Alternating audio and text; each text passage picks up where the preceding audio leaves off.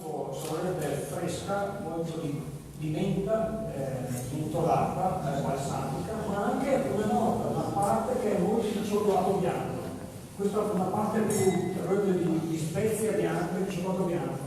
Diciamo che è il trade union di cioccolato bianco che c'è tra il 2005 e il 2010. Vediamo che le parti morbide, dolci, scemono un po', si sposta sulle note molto più, soprattutto per certi versi, un tocco di vegetalità, un tocco di freschezza, maggiore potenza, però non abbandona mai questo aspetto che aveva il 5, cioè questo aspetto di cannella dolce, di pepe bianco e di cioccolato bianco più che il cacao nero. E perciò questo trade union che ci porta man mano verso il 2015.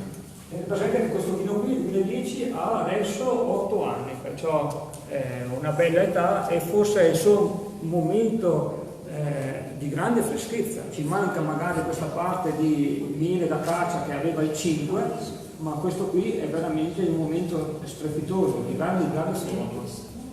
Direi che forse non voglio anticiparvi il 15, ma direi che il 15 è ancora talmente concentrato, il 15, che non è ancora maggiormente estremamente espresso, complesso.